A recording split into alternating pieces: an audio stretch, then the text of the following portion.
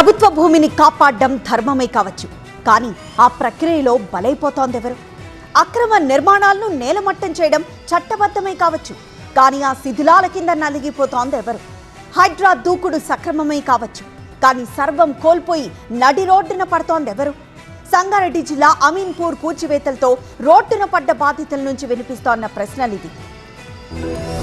సంగారెడ్డి జిల్లా అమీన్పూర్లో హైడ్రా భారీ ఆపరేషన్ చేపట్టింది. ఏకంగా 15,000 కోట్ల విలువైన భూములను రక్షించేందుకు చర్యలు చేపట్టింది. అమీన్పూర్ మండలం ఐలాపురం గ్రామంలో మొత్తం 1263 ఎకరాల ప్రభుత్వ భూమి ఉండగా అందులో ఇప్పటికే చాలా నివాసాలు వెలిశాయి. ఆ నివాసాల జోలికి వెళ్లకుండా మిగిలి ఉన్న 860 ఎకరాల ప్రభుత్వ భూమిని రక్షించేందుకు చర్యలు చేపట్టింది. 863 ఎకరాల భూమి విలువ 15,000 కోట్లకు పైగా ఉంటుందని హైడ్రా అంచనా వేస్తుంది.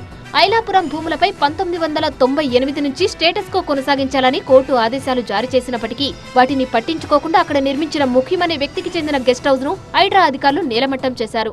అలాగే అతని సోదరుడు అజీం ఎలాంటి అనుమతులు లేకుండా నిర్మించిన 6 అంతస్తుల బిల్డింగ్ ను కూడా అధికారులు తొలగించారు.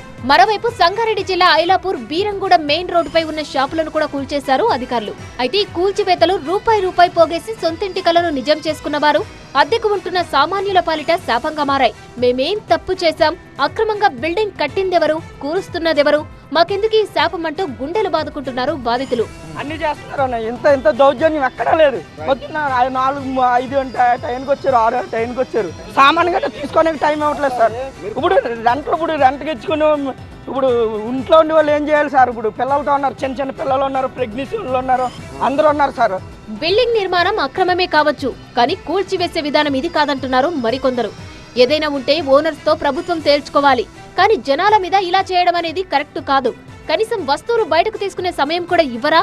చిన్నపిల్లలు నిద్రపోతున్నా పట్టించుకోకుండా కూల్చేస్తారా అంటూ ఆవేదన చెందుతున్నారు. ఇది అసలు హైడ్రా ఎఫెక్ట్ ఉందని కూడా మాకు తెలియదు.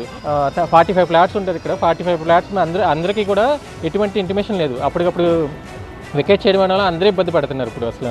అమీన్పూర్ లో ఇప్పుడు జేసీబీల గర్జనలు, బాధితుల ఆవేదనలే వినిపిస్తున్నాయి. ప్రభుత్వ భూమిని ఆక్రమించి డబ్బులు దండుకున్న బిల్డర్ హాయిగా ఉన్నాడు, కానీ తమ బతుకులు రోడ్డున పడుతున్నాయి. దీనికి బాధ్యులెవరు? తమకు నష్టపరిహారం ఎవరు చెల్లిస్తారు అని బాధితుల ఆవేదన.